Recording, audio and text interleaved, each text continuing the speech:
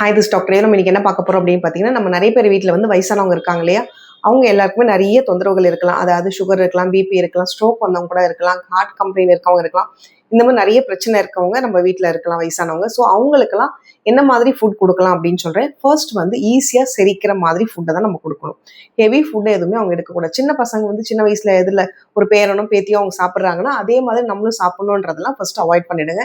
குழந்தைங்கலாம் பார்த்தீங்கன்னா வந்து இந்த பெப்சி, கோக்குன்னு இந்த மாதிரி கார்பனேட்டட் ட்ரிங்க்ஸ் அதிகமாக சாப்பிடுவாங்க. ஸோ அதை பார்த்து நம்மளும் கொஞ்சம் குடிக்கலான்ற ஆசை வரும் இல்லையா? அந்த மாதிரிலாம் அந்த ஆசை இருந்ததுன்னா அதை விட்டுடுங்க.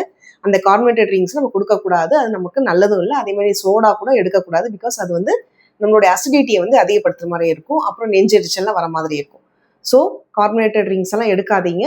அதே மாதிரி ஸ்வீட்ஸ் அதிகம் எடுக்காதீங்க.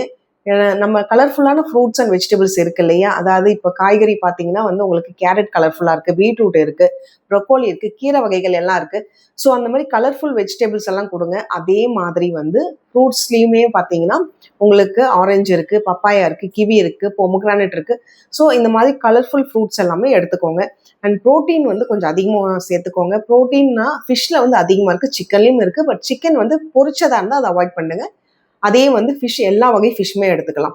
அதே மாதிரி நவதானியங்கள்லாம் சொல்கிறோம் இல்லையா? அந்த மாதிரி நவதானியங்களுமே வந்து சாப்பாடில் ஆட் பண்ணுறது உங்களுக்கு ரொம்ப நல்லது. இது எல்லாமே வந்து ப்ராப்பராக கொடுத்துட்டு வாங்க. அதே மாதிரி கொழுப்பு அதிகமாக இருக்கிற பால் வந்து அவாய்ட் பண்ணிவிடுங்க. கொழுப்பு கம்மியாக இருக்க பால் எடுத்துக்கோங்க.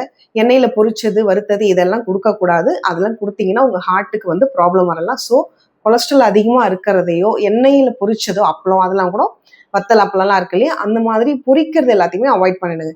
நம்ம வீட்டில் வயசானவங்க இருக்காங்கன்னா அதை நம்ம தான் பார்த்து கொண்டு போகணும். அதனால அவங்களுக்கு கொழுப்பு இல்லாத நல்ல சத்தா ப்ரோட்டீன் அதிகமாக இருக்கிற ஃபுட்டாக கொடுங்க. அதே மாதிரி பொரிச்சது, வறுத்தது இதெல்லாம் வந்து டோட்டலாக அவாய்ட் பண்ணிடுங்க. எண்ணெயை திட்டமாக ஆட் பண்ணி குக் பண்ணுற மாதிரி பார்த்துக்கோங்க. இதெல்லாம் பண்ணாலுமே அவங்க ஓரளவு வந்து சேஃப் அண்ட் செக்யூர்டாக இருக்க முடியும். தேங்க்யூ.